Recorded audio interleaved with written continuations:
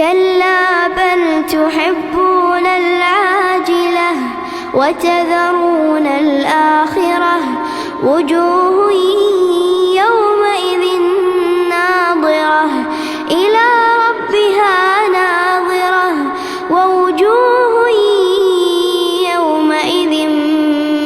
باسرة تظن أن يفعل بها فاقرة كلا إذا بلغت التراقي وقيل من راق وظن أنه الفراق والتفت الساق بالساق إلى ربك يومئذ